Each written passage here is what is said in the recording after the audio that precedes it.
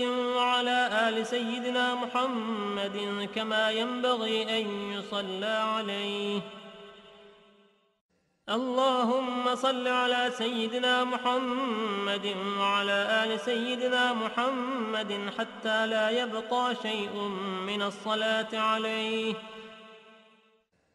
اللهم صل على سيدنا محمد في الأولين وصل على سيدنا محمد في الآخرين. اللهم صل على سيدنا محمد في الملأ الأعلى إلى يوم الدين. ما شاء الله لا قوة إلا بالله العلي العظيم.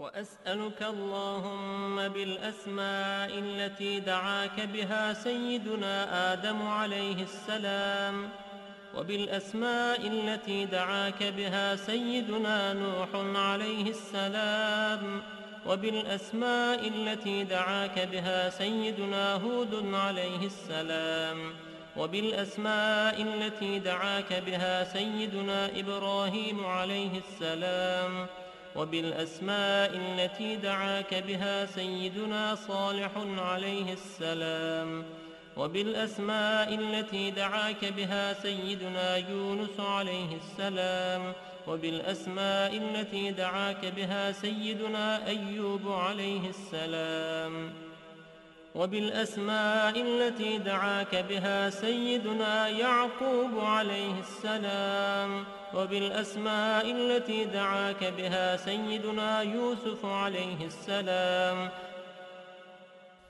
وبالأسماء التي دعاك بها سيدنا موسى عليه السلام، وبالأسماء التي دعاك بها سيدنا هارون عليه السلام، وبالأسماء التي دعاك بها سيدنا شعيب عليه السلام، وبالأسماء التي دعاك بها سيدنا إسماعيل عليه السلام، وبالأسماء التي دعاك بها سيدنا داود عليه السلام، وبالأسماء التي دعاك بها سيدنا سليمان عليه السلام، وبالأسماء التي دعاك بها سيدنا زكريا عليه السلام، وبالأسماء التي دعاك بها سيدنا يحيى عليه السلام، وبالأسماء التي دعاك بها سيدنا أرميا عليه السلام، وبالأسماء التي دعاك بها سيدنا شعياء عليه السلام، وبالأسماء التي دعاك بها سيدنا إلياس عليه السلام، وبالأسماء التي دعاك بها سيدنا اليسع عليه السلام، وبالأسماء التي دعاك بها سيدنا ذو الكفل عليه السلام، وبالأسماء التي دعاك بها سيدنا يوشع عليه السلام، وبالأسماء التي دعاك بها سيدنا عيسى عليه السلام، وبالأسماء التي دعاك بها سيدنا محمد صلى الله عليه وسلم، وعلى جميع النبيين والمرسلين أن تصلي على سيدنا محمد نبيك عدد ما خلقته من قبل أن تكون السماء مبنية والأرض مدحية والجبال مرسية والبحار مجرأة والعيون منفجرة والأنهار منهمرة والشمس مضحية والقمر مضيئا والكواكب مستنيرة. كنت حيث كنت لا يعلم أحد حيث كنت إلا أنت وحدك لا شريك لك. اللهم صل على سيدنا محمد عدد حلمك، وصل على سيدنا محمد عدد علمك، وصل على سيدنا محمد عدد كلماتك، وصل على سيدنا محمد عدد نعمتك، وصل على سيدنا محمد ملء سماواتك، وصل على سيدنا محمد ملء أرضك، وصل على سيدنا محمد ملء عرشك، وصل على سيدنا محمد زينة عرشك، وصل على سيدنا محمد عدد ما جرى به القلم في الكتاب، وصل على سيدنا محمد عدد ما خلقت في 7 سماواتك، وصل على سيدنا محمد عدد ما أنت خالق فيهن إلى يوم القيامة في كل يوم 1000 مرة. اللهم صل على سيدنا محمد عدد كل قطرة قطرت من سماواتك إلى أرضك من يوم خلقت الدنيا إلى يوم القيامة في كل يوم 1000 مرة. اللهم صل على سيدنا محمد عدد من يسبحك ويهللك ويكبرك ويعظمك من يوم خلقت الدنيا إلى يوم القيامة في كل يوم 1000 مرة. اللهم صل على سيدنا محمد عدد أنفاسهم وألفاظهم، وصل على سيدنا محمد عدد كل نسمة خلقتها فيهم من يوم خلقت الدنيا إلى يوم القيامة في كل يوم 1000 مرة. اللهم صل على سيدنا محمد عدد السحاب الجارية، وصل على سيدنا محمد عدد الرياح الذارية من يوم خلقت الدنيا إلى يوم القيامة في كل يوم 1000 مرة. اللهم صل على سيدنا محمد عدد ما هبت عليه الرياح وحركته من الأغصان والأشجار والأوراق والثمار وجميع ما خلقت على أرضك وما بين سماواتك من يوم خلقت الدنيا إلى يوم القيامة في كل يوم 1000 مرة. اللهم صل على سيدنا محمد عدد نجوم السماء من يوم خلقت الدنيا إلى يوم القيامة في كل يوم 1000 مرة. اللهم صل على سيدنا محمد ملء أرضك مما حملت وأقلت من قدرتك. اللهم صل على سيدنا محمد عدد ما خلقت في 7 بحارك مما لا يعلم علمه إلا أنت وما أنت خالقه فيها إلى يوم القيامة في كل يوم 1000 مرة. اللهم صل على سيدنا محمد عدد ملء 7 بحارك، وصل على سيدنا محمد زنة 7 بحارك مما حملت وأقلت من قدرتك. اللهم صل على سيدنا محمد عدد أمواج بحارك من يوم خلقت الدنيا إلى يوم القيامة في كل يوم 1000 مرة. اللهم وصل على سيدنا محمد عدد الرمل والحصى في مستقر الأرضين وسهلها وجبالها من يوم خلقت الدنيا إلى يوم القيامة في كل يوم 1000 مرة. اللهم وصل على سيدنا محمد عدد اضطراب المياه العذبة والملحة من يوم خلقت الدنيا إلى يوم القيامة في كل يوم 1000 مرة. وصل على سيدنا محمد عدد ما خلقته على جديد أرضك في مستقر الأرضين شرقها وغربها سهلها وجبالها وأوديتها وطريقها وعامرها وغامرها إلى سائر ما خلقته عليها وما فيها ومدر وحجر من يوم خلقت الدنيا إلى يوم القيامة في كل يوم 1000 مرة. اللهم صل على سيدنا محمد النبي عدد نبات الأرض من قبلتها وشرقها وغربها وسهلها وجبالها وأوديتها وأشجارها وثمارها وأوراقها وزروعها وجميع ما يخرج من نباتها وبركاتها من يوم خلقت الدنيا إلى يوم القيامة في كل يوم 1000 مرة. اللهم وصل على سيدنا محمد عدد ما خلقت من الجن والإنس والشياطين وما أنت خالقه منهم إلى يوم القيامة في كل يوم 1000 مرة. اللهم وصل على سيدنا محمد عدد كل شعرة في أبدانهم وفي وجوههم وعلى رؤوسهم منذ خلقت الدنيا إلى يوم القيامة في كل يوم 1000 مرة. اللهم وصل على سيدنا محمد عدد خفقان الطير وطيران الجن والشياطين من يوم خلقت الدنيا إلى يوم القيامة في كل يوم 1000 مرة.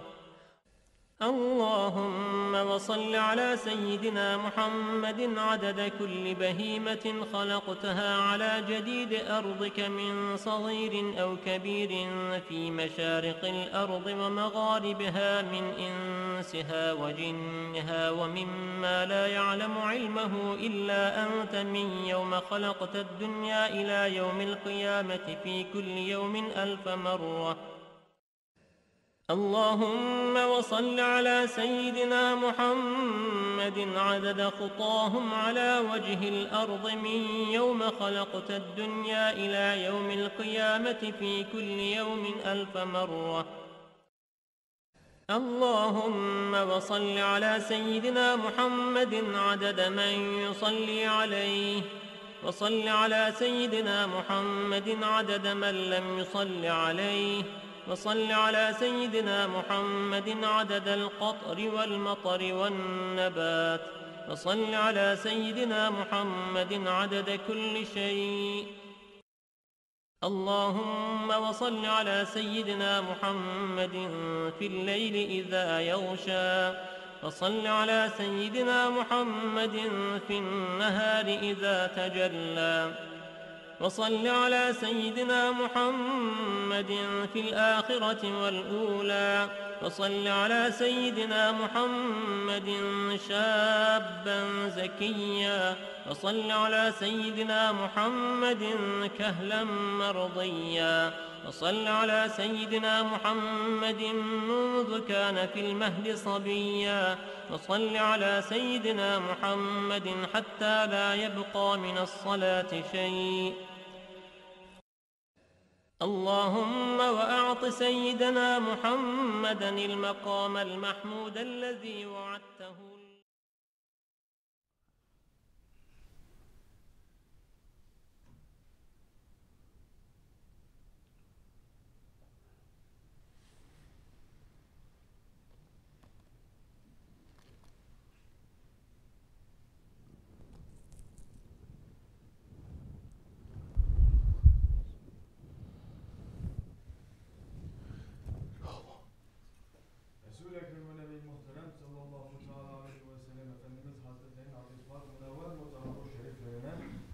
şerefe getirenler ahir ve acemitlere hayrola. Âle ve ezvâce tahirat evlâd-ı Resul ve Ashab-ı Efendilerimizin Said Enbiya Azam ve Resul-i Fâne hazıratı ve revâh şeriflerine Pirimiz Bilal-ı Habeşi radıyallahu anh Efendimizin Şeyhimiz Sahib Hüseyin Şeyh Abdülhamid Kıbrıs Rabbani Hazretleri'nin ve Allah husus bu caminin bayinesi bugüne kadar içerisinde gelmiş geçmiş muazzin kayımlarının ve kâfe ehli iman ervahı için Allah rızası için El Fatiha. Euzubillahimineşşeytanirracim. Bismillahirrahmanirrahim. إن الله وملائكته يصلون على النبي يا أيها الذين آمنوا صلوا عليه وسلموا تسليما اللهم صل على سيدنا محمد وعلى سيدنا محمد الله أكبر الله أكبر الله أكبر الله أكبر أشهد أن لا إله إلا الله أشهد أن لا إله إلا الله أشهد أن محمدا رسول الله أشهد أن محمدا رسول الله حي على الصلاة حي على الصلاة حي على الفلاح حي على الفلاح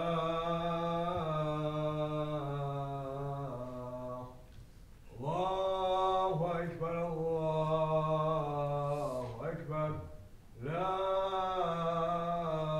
إله إلا الله لا إله إلا الله سيدنا مولانا محمد صلى الله عليه وسلم.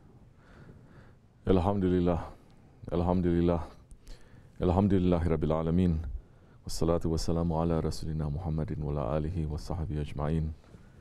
Nahmadullah Teala ve nasta'firu eşhedü en la ilahe illallah vahdehu la şerike leh ve neşhedü enne seyyidina Muhammeden abduhu ve habibuhu ve resuluh sallallahu aleyhi ve ala alihi ve ezvacihi ve ashabihi tabi'i khulafa'ir raşidin mahdin min ba'dihi ve zerhameti ala tahkik huzumi halameti khulafa'ir rasul ala tahkik Umar el-Mu'minin Hazreti Ebu Bakır, Umar Osman ve Ali ve ala bakı sahabe tabi'in ridvanullah teala aleyhim ecmain. Ya eyyuhel mu'minul hazirun yadakullah teala ve ite'innallaha mellezine kallezine hum muhsinun. Elhamdülillahi Rabbil alemin ve salatu ve selamu ala aşrafil enbiya ve mursalin seyyidina Mevlana Muhammedin ve ala alihi ve sahbihi ecmain. All praises are due to Allah. Bismillahirrahmanirrahim. He created the heavens and the earth with truth.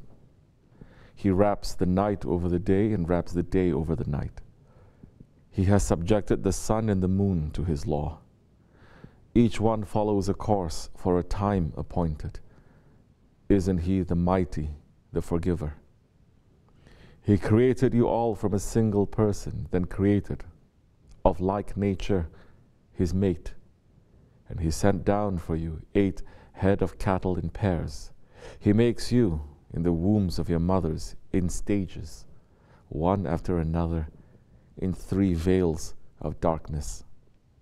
Such is Allah, your Lord and Cherisher.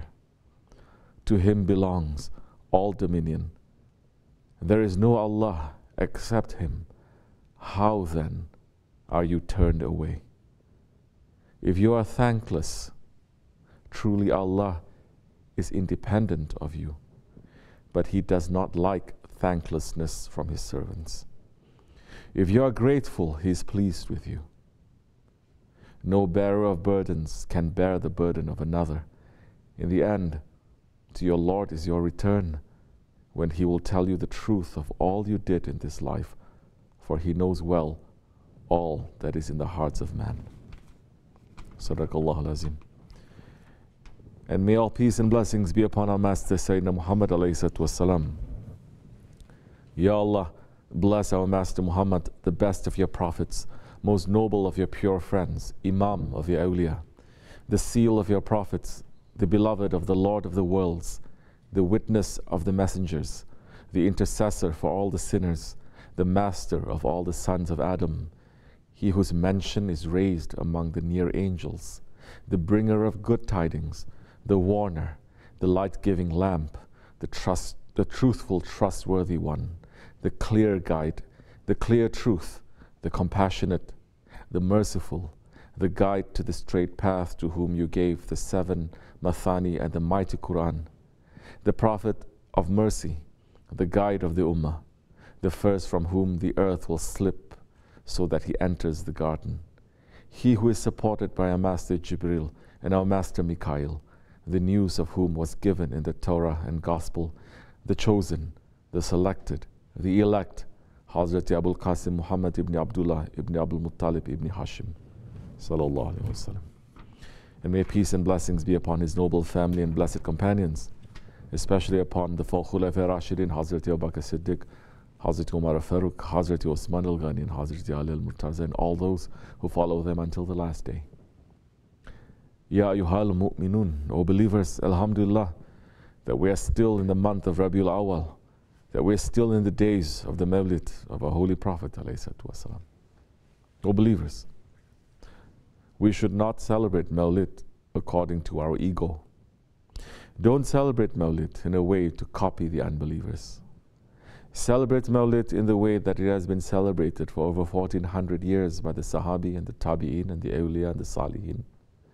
Don't celebrate Mawlid and then forget about Rasulullah. In the days of Mawlid, we must be running more to connect, to understand, to give salawat, and to fall in love with the Holy Prophet ﷺ. Our Shaykh, Sahib al-Saif, Shaykh Abdul Karim al-Kabrisi, Ya Rabbani Qadas al-Sir, is saying, so this holy month, alhamdulillah, is of the birth of the Holy Prophet ﷺ. So you love the Prophet ﷺ. Yes. How many salawats you made to the Prophet ﷺ during this month? The only safety to you in dunya, in the grave, and in akhirat is holding tightly to that Prophet ﷺ. Holding tightly to what he brought, nothing else. If you are not holding tightly to that, then you must have some other ways. Allah subhanahu wa ta'ala is saying to us, Allah and His angels are praising, giving salawat to that Prophet. O you who believe, O you believers, do the same. If you are not doing anything else and you're giving salawat non-stop to the Holy Prophet, it's enough to bring you to safety, because that's the road, that's the safety road for the whole mankind. But the Muslims lost their direction because they left their Prophet. They go to the masjids, they pray, and they're still in trouble because they left the Prophet ﷺ. They left the guide. The same thing happened to the Jews and the Christians and to the other ones. When the Holy Prophet ﷺ came and he called them to Islam, they said to him, if it's for Allah, then we are also following Allah. No need.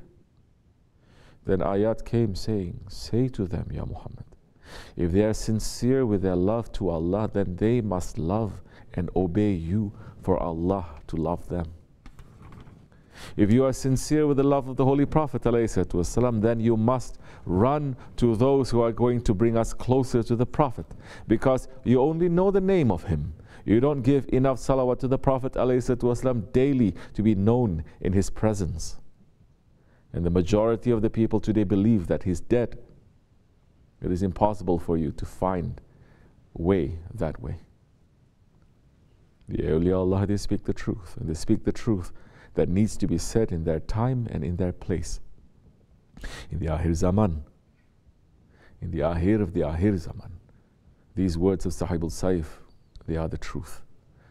The Muslims of Akhir Zaman, they do not know their Prophet, and they are not serving their Prophet enough to be known in his presence. And the people of Akhir Zaman have sunk so far into ghaflat and rebellion that they do not even believe in that Prophet as a Prophet. They believe in him, Hasha, as a dead man. They believe that he is buried in Medina and that he is finished. That man that they are thinking, that is not Rasulullah ﷺ. Because Holy Prophet ﷺ, he is fresh and he is alive. Because the Holy Prophet ﷺ, he is min anfusikum. He is from amongst us. Because Holy Prophet, he is from Allah, and we the believers are from the Holy Prophet. So we have to know that Prophet. We have to know his lifestyle. We have to know his sunnah, and we have to live it, and we have to experience it. We have to know his majesty and his greatness. We have to know his rank and his power. Because today so many Muslims have become lost and confused into thinking that the Holy Prophet was an ordinary man like you and like me. He was not. The revelation came to him from his Lord, Allah subhanahu wa ta'ala. The trees uprooted themselves to walk to him and to greet him. All of the mountains and the rocks used to send him salams when he would walk by them. Even the wolves from the wild knew him. There was a shepherd who was grazing his sheep, and a wolf came and snatched one of them from the herd. When the shepherd chased the wolf away, the wolf spoke and said, "You are depriving me of my provision, of my food, of my rizq, without fearing Allah." The shepherd was shocked and said, "How strange! Does a wolf speak?" And the wolf spoke again, saying, "No. What is strange is that a prophet behind that mountain is inviting you to paradise, but you don't recognize him." The shepherd said, "I will go to meet him, but who will guard my sheep?" And the wolf said, "I will watch them." The shepherd went to give shahadat and bayat to the Holy Prophet ﷺ. When he came back, the wolf was standing there guarding the sheep, and not one had been lost. And that shepherd then cut one sheep for that wolf, who knew the Holy Prophet ﷺ. The dead came back to life from the power of the Holy Prophet. Hazrat Hassan al-Basri is narrating that a broken-hearted man came to the Holy Prophet and said, "My little daughter died at a stream nearby, and I left her body there." Rasulullah ﷺ felt pity for the man and told him to take him there. When they got to the place, the Prophet called out to the girl. She immediately replied and said, "Here I am, Ya Rasulullah, ready to carry out your order." And the Holy Prophet asked her if she wanted to go back to her parents. And she said, "No, because I found something better here."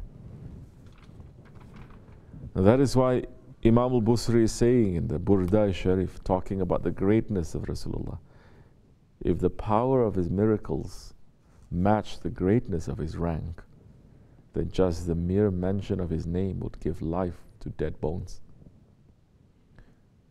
The Holy Prophet ﷺ was given the power to see what was in the past and what was going to happen in the future and what was happening far away. In the Battle of Mu'tah, Holy Prophet ﷺ sent the army to fight against the Roman army because they had killed the ambassadors of the Holy Prophet. The battle was happening in Sham, and Holy Prophet was in Medina while the battle was happening. Holy Prophet was in Medina telling the other Sahabis what was happening. He was telling them, Zayd has taken the flag and now he became Shaheed. Now Jafar has the flag and he has also become Shaheed. Now Ibn Rawaha took the flag and now he has also become a Shaheed, a martyr. And the Holy Prophet ﷺ was crying while he was seeing this, giving the news of his companions becoming martyrs. And then he said, now the flag is taken by a sword from the swords of Allah, which is Khalid ibn Walid, and Allah has made them victorious. On the day of Hudaybiyah, nobody could find any water. They came to the Holy Prophet and they said, we are ruined, Ya Rasulullah. We are ruined. And he said, you will not be ruined when I am amongst you. And they replied, Ya Rasulullah, we have no water left for making wudu or for drinking other than the jug you have. The Holy Prophet then put his hand over the jug and said, here you are, in the name of Allah. And water started to flow from his fingers like a fountain, and everybody made wudu. They asked Hazrat Jabir ibn Abdullah how many people were there, and he said the water would have been more than enough for 100,000, but we were 1,500 people that day. Holy Prophet ﷺ during the Hijrah was traveling with Hazrat Abu Bakr Siddiq, and they stopped at the tent of a lady named Ma'bad to rest and to see if they have some food. Ma'bad was an old lady, and she used to wait for travelers and give them food and water. She did not know who Holy Prophet was. So they came to her tent and she said, I love to treat my guests, but today I have nothing that I can give you. The Holy Prophet ﷺ saw a sheep next to the tent and he asked, what is wrong with that sheep, O dear Ma'bad? And she replied, saying, it is tired and weaker than the other sheep. Holy Prophet ﷺ then asked her if it gave milk, and she said, I swear by your mother and father, if it had milk, I would milk it. So Holy Prophet ﷺ asked her permission to look at it, and Hazrat Abu Bakr brought it over. The Holy Prophet put his blessed hand on its udder and prayed. The sheep's udders became full, and there was so much milk that Ma'bad filled all the containers in her house with milk, and everyone there drank to their fill. Then the Holy Prophet ﷺ left. When Ma'bad's husband, Abu Ma'bad, came home, he was shocked, and he said, how did you get this milk? And Ma'bad replied, and looked what she said. Wallahi, by Allah, O my husband, one blessed man came to us today. Abu Ma'bad said, can you describe him? And Ma'bad, may Allah bless her, gave this beautiful description of our most beloved Prophet, this simple woman, Bedouin woman. Look how she is describing Sayyid al-Kainat. She said, I saw a man who was outwardly shining bright. His face was fair and beautiful. He was not extremely thin, and he was not extremely big, but he was perfectly made. He was radiating beauty. His eyes were very dark, his eyelashes were very long, and the area around his pupils was so white. His eyebrows were perfect in their closeness to each other. He has very dark hair. He has a long neck. He has a thick beard. When he was silent, he was deep thinking, and when he spoke, it was with eminence and splendor in his words. His words are like sliding stringed pearls. He is a beautiful speaker. His words are neither too few nor too many. He has the clearest voice when he speaks. If you look at him from far away, he is the most handsome of all people, and when you get closer to him, he becomes more stunning in his beauty. You can never get tired of looking at him. He is like a branch between two branches. You cannot understand this hadith and this description and this love unless you know an inheritor of the Holy Prophet. And if you know such an inheritor, then this hadith will remind you of that beauty. O believers, our Prophet is the best and most perfect in every respect. Hazrat Ma'bad fell in love with him and gave his description after just sitting with him for a short time.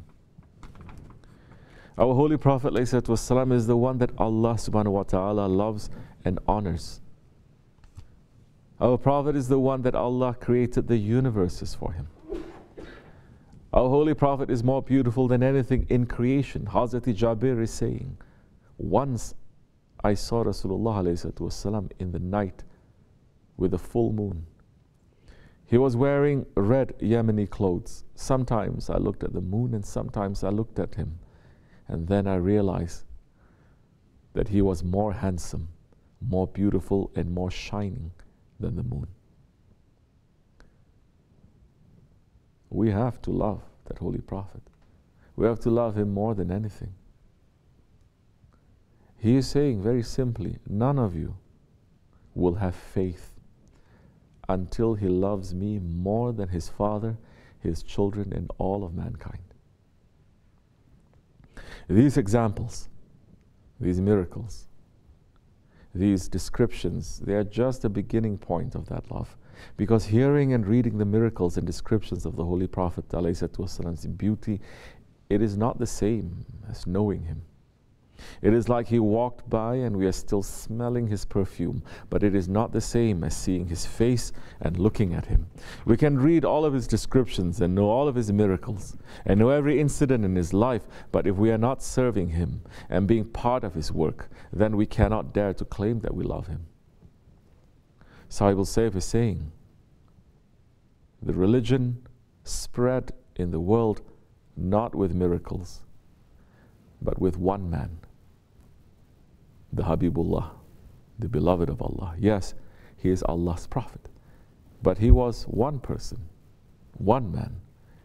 He came to awakening station and he woke up the whole world. Through him it passed to others. And the other ones, and it reached to us. How are we today? Are we sleeping? Or are we in awakening station? You check yourself. Leave what anybody says to you. Check yourself. Check your activities. Check yourself how sincere you are with your Lord and with His orders. Check yourself to find out which one is priority to you, Allah and His Prophet, or your ego or this world. If it is ego or this world, then your problem never ends. Don't worry. If you don't keep Allah priority, then it's never going to end. It never ended for anyone, and it's not going to end for you. Holy Prophet ﷺ came to wake up this world and shake this world out of kufr and zulm. He did not come to say anything, to say that everything is okay. He did not come to say whatever you want, do. He came to show what is haqq and what is batil, what is truth and what is falsehood. And he came to stand up for haqq. He came to find and help those who are mazlum, those who are oppressed, and to stand up against the tyrants. He came to spread the light of La ilaha illallah across this entire earth until it enters every home. We want to follow him. We have to follow his inheritor. The inheritors who are doing that work, even if someone is claiming to be a direct grandson of the Holy Prophet ﷺ and wearing a turban and calling himself Shaykh or Ghaus or Habib or Sidi or Qutub, if he is not doing the work of the Holy Prophet, then he is not an inheritor of Rasulullah ﷺ. We are the Osmanlı, Naksibendi, Hakkanis. We have the greatest blessing to follow a true inheritor of Rasulullah ﷺ. And that inheritor, that Shaykh Effendi, is saying to us, we are too far distant from the Prophet. Prophet came 1400 years ago. Then we say, we are following the awliya. The sheikhs, are we following them? Are we really obeying what they are saying to us? Or when we are in front of them, yes, you are right. And as soon as we move away according to our ego again, then you are not following. You're just following your ego again. And don't expect happiness. Don't expect peace. Because as much submission you have to that one, that much happiness is going to come to you. You can go far or you can go near to him. It doesn't matter. The awliya can reach you anywhere. The whole thing now is just like you are thinking. Allah is watching me. Is it good for me to do this? No. My Shaykh is watching me. Would I do this in front of him? Ask yourself. This action that I'm doing right now, if he's watching me physically, am I going to do it? If you're still finding yourself saying about that wrong action, I'm going to do it, then definitely you lost your faith. And if you're finding saying, I'm not going to do, then do you think there's one wall separating you and your Shaykh? Or 1 mile? Or 1,000 miles? You think he's not watching your actions? You think he's not watching you? The power and the beauty and the majesty of the Holy Prophet, it is the inheritance of the awliya. Yes, we can read the description of the Holy Prophet in the book, but if you want to see it, if you want to live it, if you want to experience it, then sit with a Shaykh, sit with one who is connected to the Holy Prophet. Sit and obey and get your ego trained by one who has already drowned in the ocean of Sayyidina Muhammad ﷺ. That time we will experience what the Sahabis are experiencing. That time we will experience what the Murids had experienced with their Shaykhs throughout the history of this way. Follow the advice of Hazrati Mawlana, who is saying, the Holy Prophet ﷺ says, my companions are like the stars. Whichever one of them you follow, you will be led correctly. One looks at a star and is guided. Simply by looking at the stars, one knows the right way from the wrong way. and reaches one's destination. So it is also possible for you to look at the awliya and for them to take control of you without saying a word. Your destination will be attained and you will be transported to your goal. We should not forget that our way, this tariqat, it is the most noble way of returning to Allah. That is why Imam Rabbani Qaddas Sir had said, these days,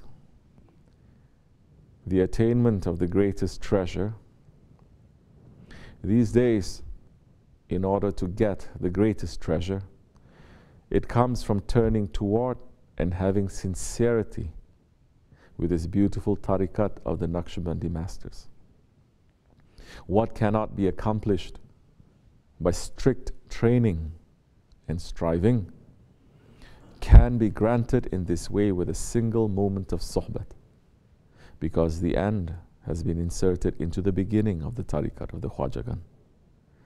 What they do in the first sohbat is what Sufis of other ways get at their last step. The tariqat of the Khwajagan is the tariqat of the Sahabi Kiram. You must then reach the love of these sheikhs. This is the foundation of everything. O believers, we must not forget the immense blessings that Allah has granted to us. We cannot waste our time. We cannot sink into the quicksand of our ego, our arrogance, or our pride, or our stubbornness, or our envy. We have to wake up.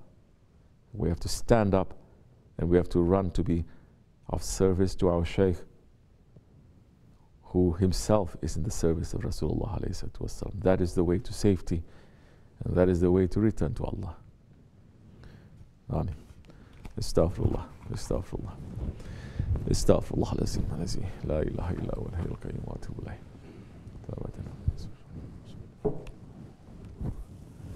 لا إله إلا الله وحده لا شريك له له الملك والحمد لله شيء قدير لا إله إلا الله وحده لا شريك له الملك والحمد لله شيء قدير لا إله إلا الله وحده لا شريك له الملك والحمد لله شيء قدير لا إله إلا أنت سبحانك إني كنت من الظالمين لا إله إلا أنت سبحانك لا إله إلا أنت سبحانك إني كنت من الظالمين سبحان قدوس ربنا رب الملائكة سبحان قدوس ربنا رب الملائكة سبحان قدوس ربنا رب الملائكة إن دين عند الله الإسلام قام الصلاة بسم الله استغفر الله الله أكبر الله أكبر الله أكبر أشهد أن لا إله إلا الله أشهد أن لا إله إلا الله أشهد محمد رسول الله أشهد محمد رسول الله حي على الصلاة حي على الصلاة حي على الفلاح حي على الفلاح قد قامت الصلاة قد قامت الصلاة الله أكبر لا إله إلا الله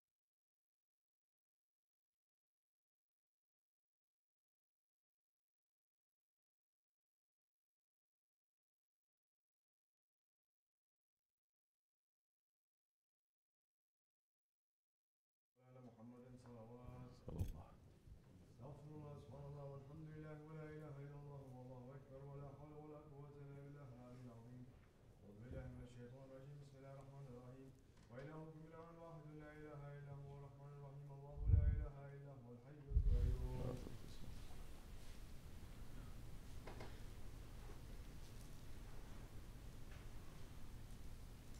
بالجلال والكمال سبحانك يا عظيم سبحان الله.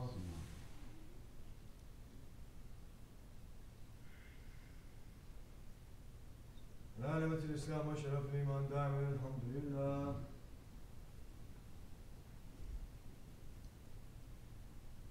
لا شبه ولا إله غيره والله أكبر. الله أكبر كبيرا والحمد لله كثيرا وسبحان الله بكرة وأصيلا. لا إله إلا الله وحده لا شريك له له الملك وله الحمد وهو على كل شيء قدير سبحان ربي الأعلى الوهاب.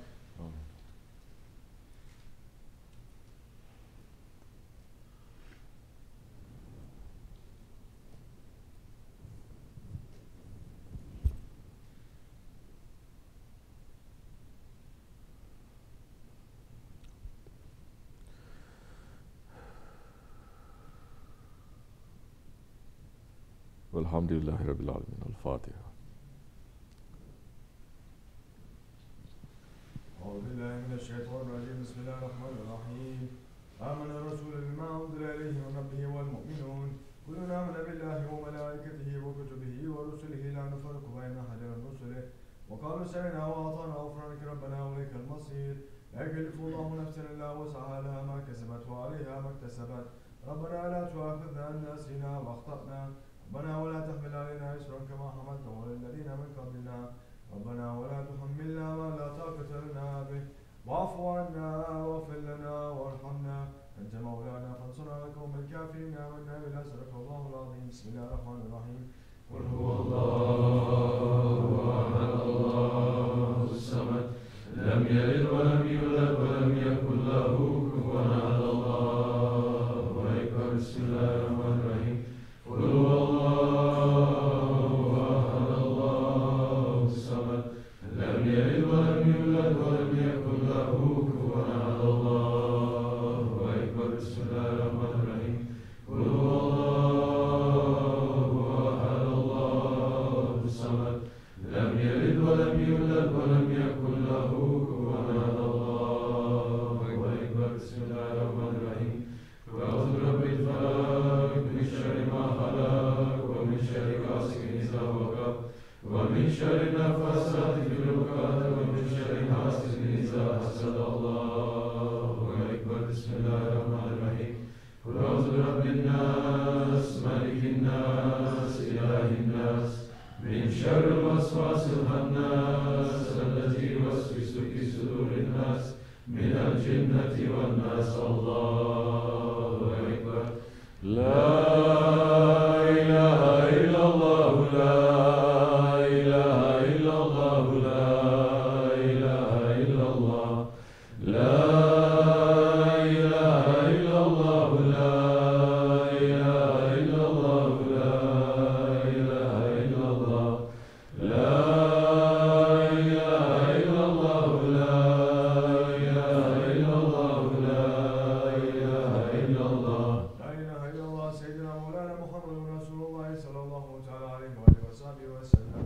اللهم صل على محمد وعلى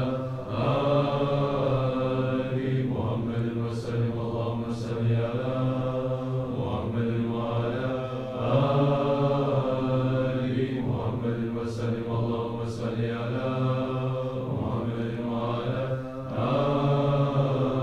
آل محمد وسلم. اللهم صل على محمد وعلى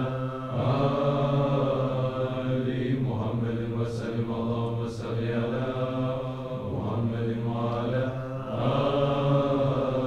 آل محمد وسلم. اللهم صل على محمد وعلى آل محمد وسلم. اللهم صل على محمد وعلى آل محمد وسلم. اللهم صل على محمد وعلى آل محمد وسلم. اللهم صل على محمد وعلى آل محمد وسلم.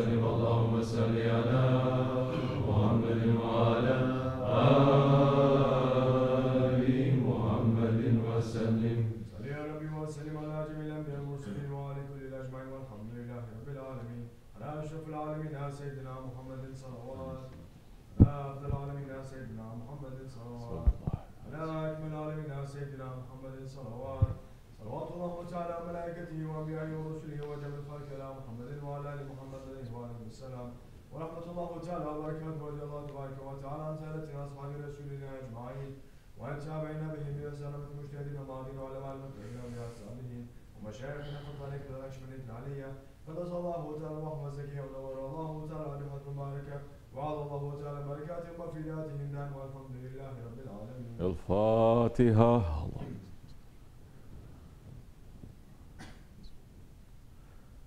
فاتحة.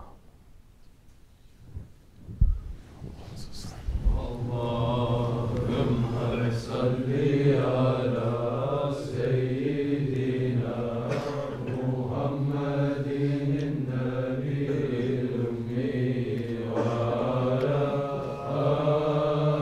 آله وصحبه وسلم. اللهم صل على سيدنا محمد النبي الأمي وعلى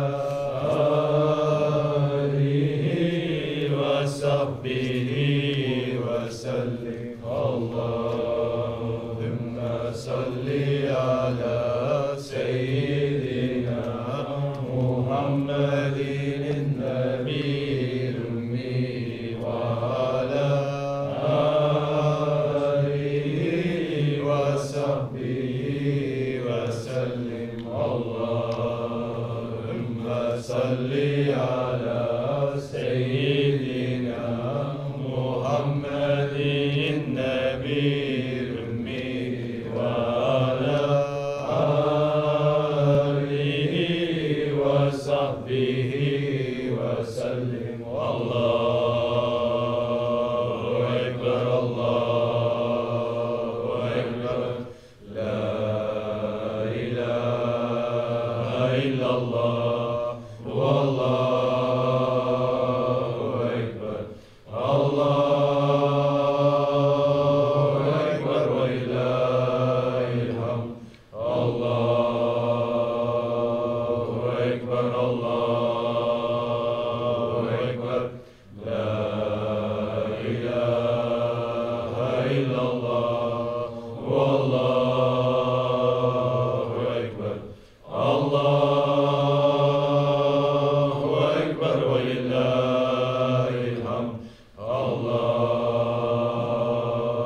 أكبر الله أكبر لا إله إلا الله والله أكبر. الله أكبر ولله الحمد.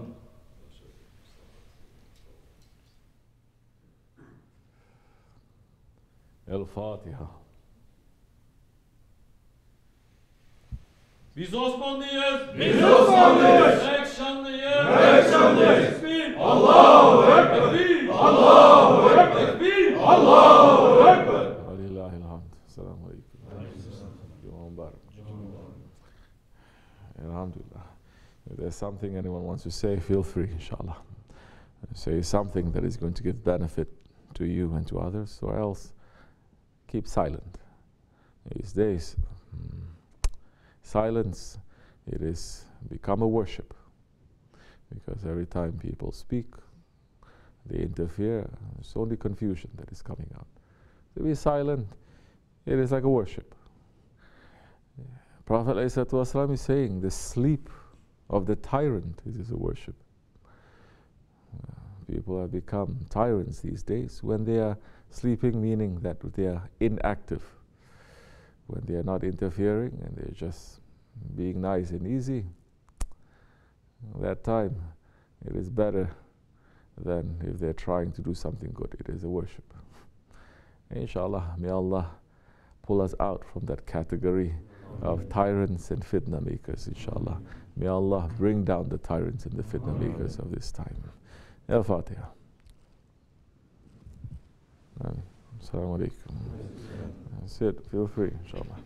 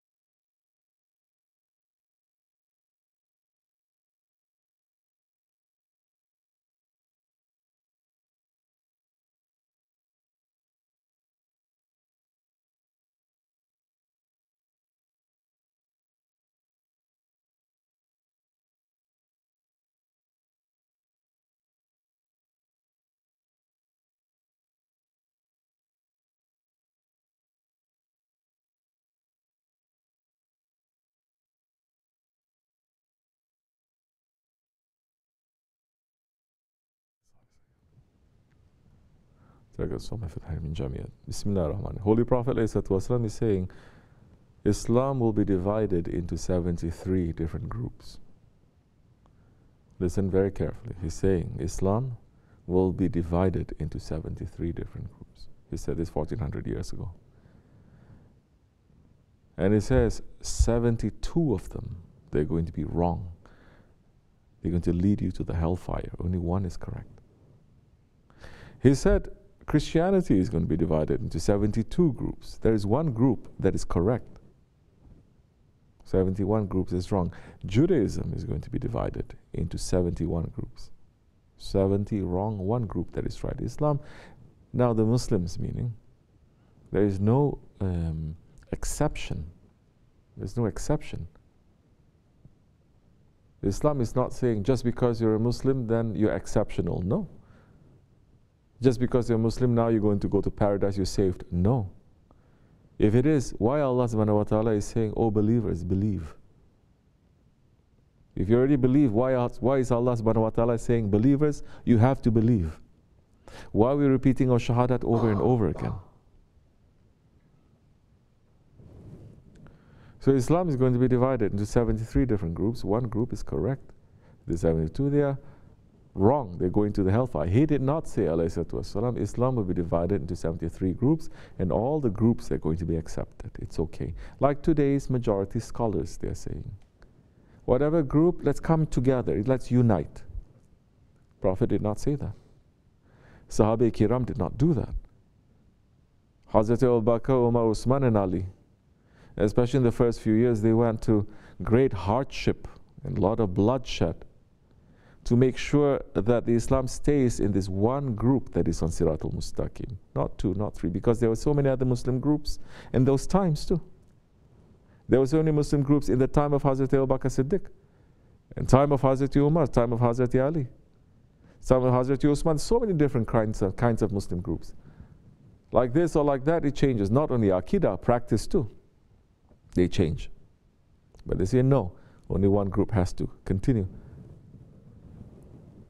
This is very important because this is the dua that Allah subhanahu wa ta'ala is making us to say every single time we pray in the Surah Al-Fatiha.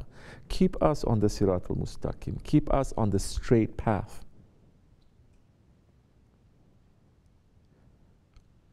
And Allah is saying that path is a path of those whom He has favored. There is a distinction there. He's making a very specific definition, meaning there. It's not just Sirat al-Mustaqim, what everybody thinks is Sirat al-Mustaqim. Everyone thinks there is a way, everyone thinks there is a truth. But it's saying no, the truth is only according to those that Allah has favored, that Allah loves, that Allah is saying, these ones representing me. He says, not those other deviant groups. Now, the last few ayats of that surah, Allah is talking about the deviant groups. He's saying, now this nation, we cannot deviate. Keep it strong, keep it. But the Prophet ﷺ is saying, this is all warning. Islam is going to be divided. There's going to be so much deviation. There is going to be so much deviation. Do not deviate. And the Prophet ﷺ is warning us, saying that the Akhir Zaman, the Muslims, they're going to follow the Jews and the Christians in whatever that they're doing. Again, warning after warning after warning. And for 1400 years, the Muslims have kept this warning very high. This is the most important thing. What is good of every success that we're going to have if now we're not going to be on the straight path? And history has shown us, even if we have every success with civilization, with science, with technology, with all kinds of knowledge, but we are not on the Sirat al-Mustaqim, the smack comes, the divine smack comes over and over again. So we're learning, because people used to learn from the past. Now people are saying there's no such thing as a past. This is year zero, we make it new, as we like. So now in the Ahli Sunnah way, because the Sahabis asked, which one is this? He didn't leave it dangling out there. He did not leave it vague that anyone can interpret any way that they want. They asked him, and he says, those who follow my way, my sunnats, my lifestyle, and the lifestyle of my companions. So now you have to have two, because there's so many people that they are saying, no, we only follow the lifestyle of the Prophet, not the companions, correct? Meaning that they think that they are higher than the companions. They say, well, we only follow the Prophet. We don't follow, Hazrat Umar did it. We don't like it. That means that they think they know Prophet better than Hazrat Umar. Hazrat Usman did it. Other people do it. Well, it's not sunnah. It's not what the Prophet is doing. They have deviated. Hasha. This is what they're saying. They're saying that the Sahabis have deviated. It's exactly what the Shia, they are claiming, that the religion has deviated right after the Prophet passed. But the Prophet is saying, those who follow my lifestyle, my sunnat and the sunnat of my Sahabis, those ones, because they know me best. So now for you to be able to follow my lifestyle, you have to follow those who know me best. Don't try to jump to know me. Know those who know me. So the Ahl Sunnah means that now we have to follow not only the Sahabis, but those who follow the Sahabis. Those are called the Tabi'in. And those who follow those who follow. So this is like a chain, like a link. And one generation builds up, makes it even better than the next, then the next, then the next. As much as they can. And this, in lifestyle, in belief, in practice, this has always been protected. It has been protected.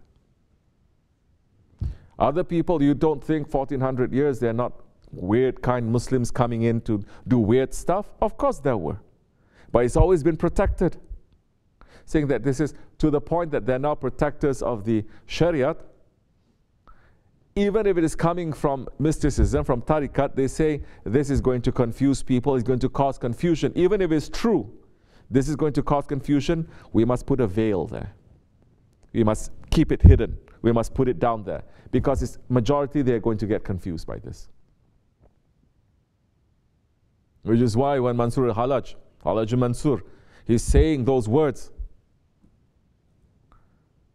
And when he was passing and everyone was throwing him stones. But who was it? The Imam. He threw a rose to him, meaning I understand the truth that you said when you said I am the truth. And all the stones that was thrown to Halaj Mansur, he didn't flinch, he didn't cry, he didn't shed a tear. But when that rose was thrown to him, he started screaming. Because he's knowing that there is the pain there, to know that that one understands also. And the pain is, as with so many secrets, the pain is you have to keep the secret. You cannot say it. So there was always protectors, because the Shariat is the cover. If the cover is not good, it doesn't matter what is inside. The inside is going to get spoiled, is going to get corrupted. The cover has to be very good.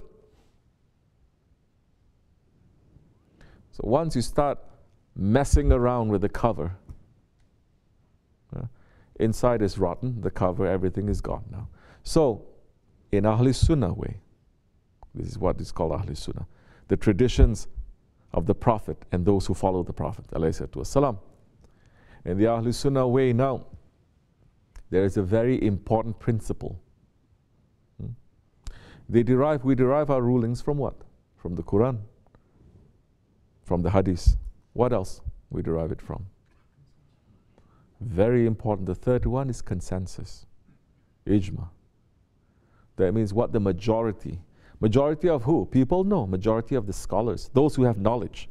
Not the majority of the people, not democracy, that everyone's going to vote we like or we don't like what we think. Those who have the knowledge, what they think, is not for everyone. So once you remove all the scholars, real scholars, and you put weird scholars, and you make everyone think that they're a scholar because they know a couple of ayats and a couple of hadiths, now you open up this great confusion, and everybody thinks that, okay, we can make new stuff, and it's okay, we can get consensus too. But everything was already destroyed for them to reach to this point. Because if you have the scholars and you have the alims and the ulama, they have to be supported by the state. So many times, it is the scholars who go against the state. They don't have too much power, but they go against the state. Even if the state is saying, I want you because it fits to my politics and my ideology, like this or like that, the scholars say no. The imam of our mazhabs, so many of them, they were all martyred. By who? By Christians? By Jews? By the Muslims. Why? Because they say we will not compromise. We don't compromise. Not like today's scholars. Every word that comes out from their mouth is compromise. But they say we don't compromise. That's how they kept this religion clean and tight and strong for 1400 years. Otherwise, it would have, within one generation, like all the earlier prophets, just finish. Within one generation, they just deviate. One generation. Look at Hazrat Isa alayhi salam. In one generation, not even past that generation, in his generation, they already deviate, make that deviation. Look at all the 70,000 prophets of the Bani Israel. And these are high-level prophets. And Allah is saying, learn from them, learn. Don't think you're an exception, learn from them. So if we don't learn, if we don't be careful, then we will be tricked. So now there is consensus. It is very important to have consensus. Who cares what you think or you think or you think? It doesn't matter even if what the scholars they are thinking here and there. There has to be a consensus. Because the Prophet is saying, follow the majority. There is safety in the majority. There may be some scholars who have a different opinion here and a different opinion there. It's okay. It's okay. But what the majority decides, it has to be. Because now we are dealing with people's lives, dunya and akhirat. It is very, very careful anyway. I mean, everything is lost. Everything is corrupt. People now can become a scholar following the internet. In the past, people don't even, like I said yesterday, they don't even cross over their pen. It is so sacred. They don't put anything on the floor. Now the internet they're using. Same medium that brings in so much dirtiness, they're using the same thing too. You understand this? Now the relationship now to knowledge, divine knowledge, now is completely different. And now when they teach these kinds of knowledges in universities, secular universities, is even more corrupt now. Where are you going to find? Oh, but then there are Muslim universities. Muslim universities today, like what? The universities that the government is saying, we are hiring you and we're firing you. It's even worse now. Which is why the Prophet ﷺ, he's not saying in the Akhir Zaman to become scholars. In fact, he warns us about people who claim to be scholars. And there are going to be 70,000 scholars that are going to follow Dajjal. People today are running to become scholars. He's saying, be simple. Take whatever that is most important to you, be simple. Run and live simply. With that knowledge, don't look too much because there's going to be confusion and corruption everywhere. So now, people, they can say, what are they saying? There are different dates now, or this and that. You think we don't know that? This is what confusion is, you understand? But what is the majority saying? It is this. Who are these majority? The majority are the scholars that over 1,400 years, people have decided this. You coming at the butt end of things, you think you know better. You don't even know your ass from your elbow. Astaghfirullah. Let's talk openly now. You don't. All you know is making confusion 24 hours and making people to be confused now. Consensus is saying that. Take it, leave it. Up to you. But consensus is saying that. You want to follow? Follow that. What are you going to gain by saying it's this or it's that? is not the 12th, it's the 14th, it's the 17th. Do it every day. What's the problem? Every day in Rabiul Awal, do it. What? They're going to say, oh, no, cannot be. Only this day we're going to accept. Other than that, we're going to close. Allah is making every single moment a Mawlid. Allah is beyond time and beyond space, and He is praising that Prophet with the angels is praising that Prophet. From pre-eternity to post-eternity. Why we are hung up on these things? Oh, we become like Yahudi. We become like Jews and the Christians. Arguing how many angels there can be on one, dancing on one pinhead. They're arguing. There's a big argument. We've become like that. Idiots. Yeah. Astaghfirullah. So yes, they have so many ways now to try to make people. The whole point is not to give people more good feeling, not to give people more faith, not to give people more strength. It's just to put more doubt, and more confusion, and more confusion. Yeah, it's completely shaitanic. Bismillahirrahmanirrahim. What can we do? Alhamdulillah, we are not responsible for that. You understand? Those are the responsibilities of so many people that they are claiming to become Ghaus, claiming that they are Qutubs, claiming that they are Muftis, claiming they're Shaykhul Islams. It's on their head, it's on their neck. Blood is in their hands, not on ours. Those who have authority, then it is there. They are the ones who are going to pay for that confusion. We pull back. And so I never come forward in these end of times. We pull back. Inshallah. What can we do? Allah is very patient, don't you see? Prophet is very patient. Every day, the blood of the innocent is being spilled on the ground every single day. Innocence is being burned. And still the sun is shining. Still the sky is open. How patient they are. But their patience there has a limit also, saying that don't. Muslims are being busy with this. It has to be. Where is this? Pakistanis? That has to be. Astaghfirullah. So there's no intelligence. Some knowledge, but that's why there's a saying in English, a little knowledge is what?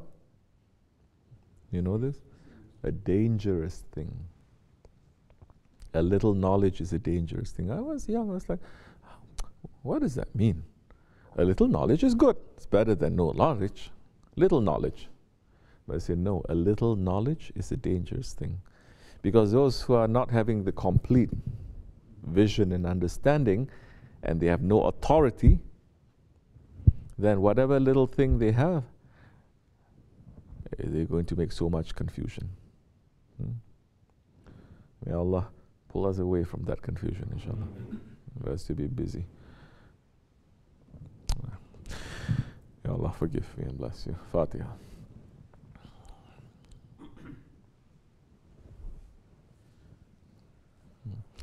Any questions? Say. Bismillahirrahmanirrahim. When we say the Shahadat, it translates as we testify or bear witness. What does this mean when in reality, physically we are not seeing or witnessing, yet we say bear witness? Bismillahirrahmanirrahim. What we're doing actually is just imitating for right now. We haven't reached to that reality. We're imitating. We call ourselves Muslims because we say that Shahadat, but a Muslim means someone who is submitted. Now this comes sincerity. If we are sincere, we're saying no, we haven't submitted. Just like once upon a time, our great-grandshayk, Sheikh Abdullah, he was in Mecca and he was performing his Hajj. And there was this crazy person, this Manzub, and those ones, they witness certain things from high stations, and brains cannot take it. Their capacity, physical capacity cannot take it. Something short circuits. You understand? So they are crazy. To the outside people, they're crazy, but they know they're Allah and Allah knows them. They are high station ones. He came to Shaykh Abdullah and he says, "Oh Shaykh," he said, "are you a Muslim?" And Shaykh Abdullah smiled and says, "Oh my son, I've been asking myself that question all of these years, my whole life, every day, am I a Muslim?" And then Mazub started laughing and laughing. "Ah, ha, ha, ha, ha. You passed, oh my Shaykh," kissing his hand. He says, "So many they fail. I asked this question to so many proud ones, and they even beat me up to say, how dare you ask me if I'm a Muslim? I'm here in Mecca, I'm making tawaf, I'm a scholar, I'm a sheikh, I'm a this, I'm a that." You're the only one. Says, yes. You understand now? So now, this, you cannot understand this without spirituality now. There is the, what we're doing right now, in order to follow, there is taqlid. Taqlid means imitation. Right now we're just imitating. We imitate. Once we start doing it, and we do it sincerely, and we do it more, and then we start to feel, we start to experience. And if you are not going to experience and feel it in this world, in the next world they will give it to you, because you are sincerely looking for it. Yes, it is true. I've given so many sohbats about the shahadat and how this is witnessing. Islam, Iman, and what? Ihsan. These are the principles. The principles of Islam, Iman, and Ihsan. Islam. The principles of Islam, what are they? The 5 pillars of Islam. So saying, for example, the rukun of the Islam, it is the activities that you have to do. It is to say the shahadat. It is to pray 5 times. What else? It is to give zakat. It is to fast. It is to go to the Hajj. These are the obligations that the Muslims need to do. Now, the principles of belief, amantu billahi, to believe in Allah, the angels, the books, what else? The prophets, and the day of judgment, good and bad coming from Allah. Now this is belief, believing in Allah and His angels. Now this is belief. You don't see Allah. So many, they don't see the angels. Majority don't say, I see angel. Like today Muslims are saying, oh, angel woke me up. Prophet ﷺ, when he saw the angel, he got sick. He got sick. Who you think you are? You saying angel came like this and like that to you? So the angels, the books, the prophets, and all these things, now, this concerns belief. It is not tangible. It is not according to your 5 senses now. The belief now in something that you cannot see, that is not in the 5 senses. It is a reality. It is a reality, another reality other than the reality of your 5 senses now. But it is there. And there's so many levels of that reality also. So this is what it is in our religion, in our belief, that we have to believe. Even if you don't experience it yet, just because you don't experience doesn't mean it doesn't exist. Other people have experienced. Who is the one who's telling us this? Those who have experienced. The prophets are telling us this. The companions are telling us this. The salihin, the righteous ones, the awliya, they're telling us this. They have experienced and they say, good. Now, although you have an experience, the reason why you haven't experienced all this is because you are putting your desires and your ego and the world and your anger and all these things is in front of you. Try removing them a little bit and you can start to experience a little bit more. Now, this is why it is important to have spirituality in religion now. Not just to do the things, to pray up and down, to go around the Kaaba, tawaf like that, like a blind person. Now you have to know why you're doing it. So after all those activities, now, once you understand what it is, now those activities are not just physical activities. Those activities have a much higher purpose and much higher experience and reality. Because, don't you understand, even in the rukun of Islam, to say the shahadat, it is just saying, but it is not just saying. In fact, it is the highest point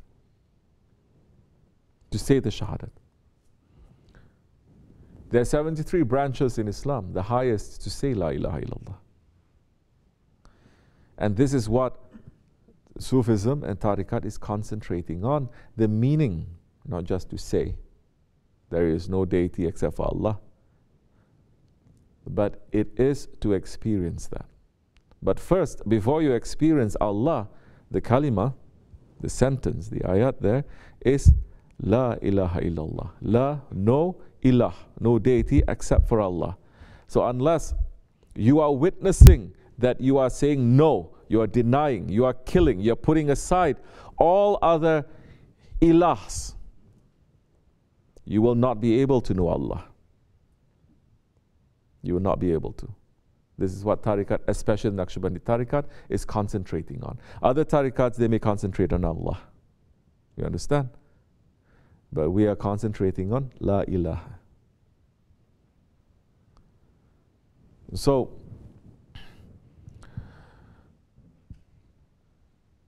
then there is ihsan. And the ihsan is teaching us, that is even more spiritual now. The ihsan is now, you see, all the other principles is 5, there is 6. But ihsan, there is only one. And this one seems to cover everything. Because this one is saying, worship Allah as if you see Him. If you don't see Him, to know that He sees you. Now, can we say Allah is seeing us only when we worship Him? If we don't worship Him, then He doesn't see us, He doesn't care, He is not active. So meaning, as much as you know that Allah is watching you, that time worship Him and remember Him. So now everything, your whole inna salati wa nuhsuki wa mahyaya mamat, everything that you're doing, your life, your death, your activities, your worship, it is for the sake of Allah. Then that time, you are walking on the way of the Sahabis and the Prophet ﷺ. Because they don't separate themselves. When they're sitting, when they're standing, when they're playing, when they're eating, when they're sleeping, nothing is separating them from knowing their Allah and their Allah looking at them. So, taqlid is imitation. We imitate slowly under the guidance of a master. Is going to make you to take step by step to be able to remove things that stops you from experiencing. It stops you from experiencing. Then you are going to know.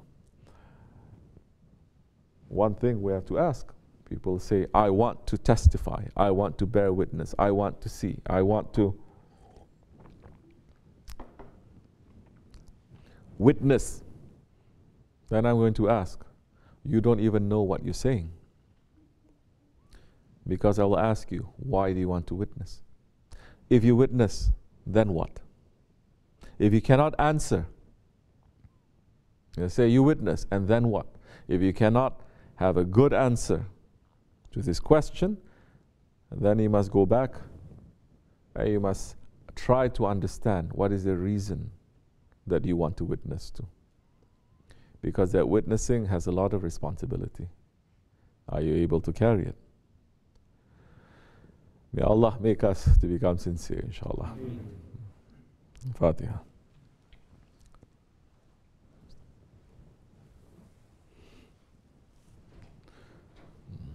You have a question, Zain?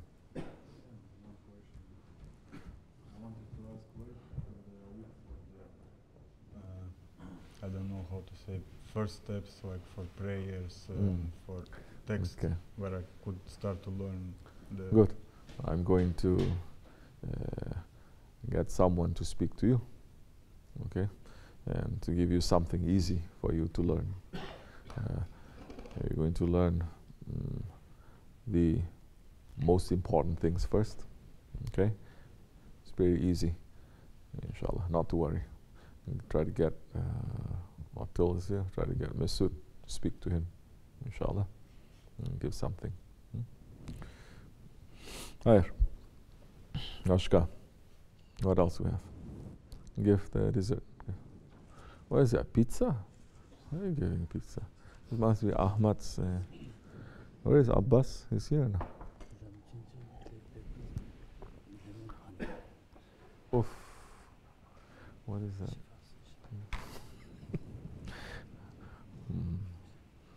Allah Rasul. Say. Bismillahirrahmanirrahim. What is our amanat? Bismillahirrahmanirrahim. Amanat means what? What has been entrusted to us. What is it that has been entrusted to us? It depends on who you're following. If you are following nationalism, they say what has been entrusted to you is the nationalist ideologies of your country. It is most important. If you're following racism, they're saying it's race. If you're following capitalism, they say the amanat is for us to make as much money as possible, to continue this way. It depends on who you're following. And that is Allah subhanahu wa ta'ala is saying,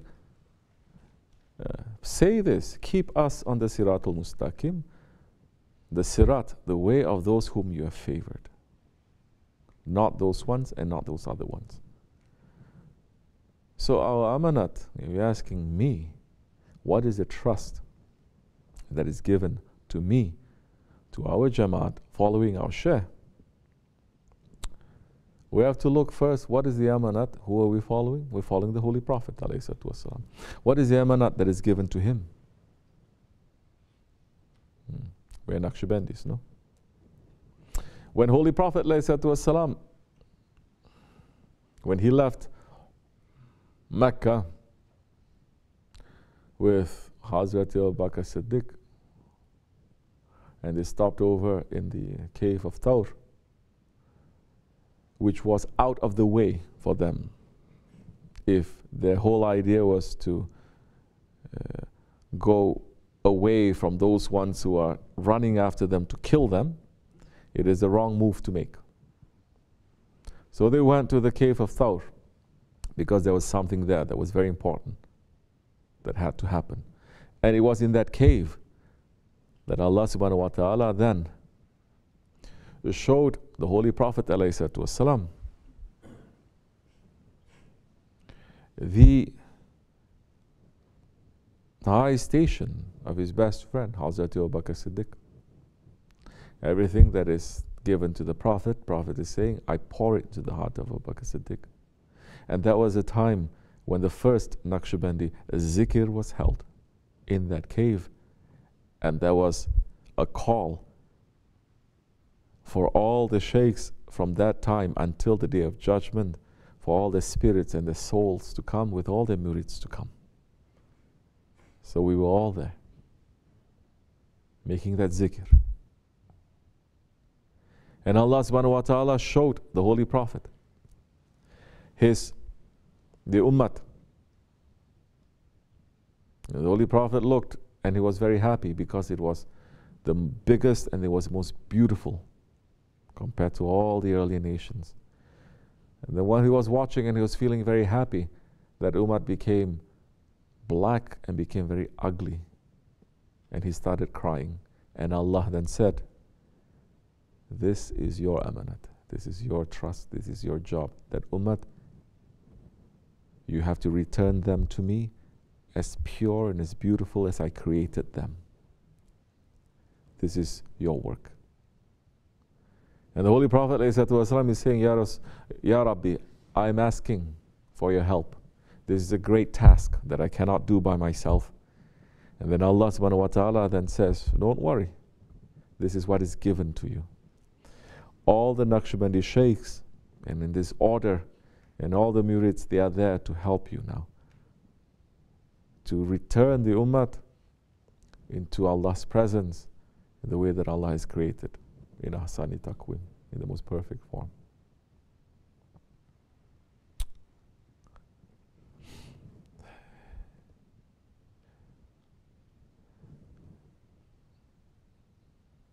Our Shaykh's mission, it is part of that. And his mission that he has taught us, knocking us wall to wall, washing us up, making us to go through so much hardship and understanding and a discipline, it is to clean us so that we will return to Allah clean and pure, because that is the job of, that is the amanat of the Prophets, and the Prophets are giving that to the Nakshabendi Sheikhs to continue that. So in our work now is to clean ourselves. That is our work. That is the trust that's been given to us. And once we start cleaning, then other people, they may look and they say, I like this, what you're doing. You're making yourself to be clean. I want to be clean too. That time you may say, but I'm not completely clean. I cannot help you. Don't worry. We bring him to our Shaykh. And if you cannot have access to your Shaykh, and your Shaykh that time may say, don't worry. Although you are not 100%, it doesn't matter. Now, as long as you are now going to submit, you're going to stay connected, even if you're not clean, we're going to use you as a tool to help others to find that cleanliness, that purity too. Which is why the secret of the Naqshbandi order, it is not wilayat, it is nubuwat. And nubuwat means what is the job, the greatest job of the Prophets. What is the greatest miracle of the Prophets? It is not to show their miracles, but it is to change, turn the hearts of their nation back to Allah. Because every Prophet is sent to do that.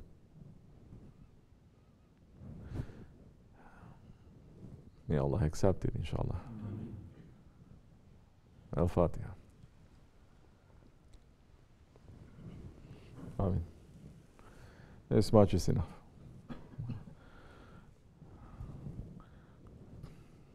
Slowly, inshallah.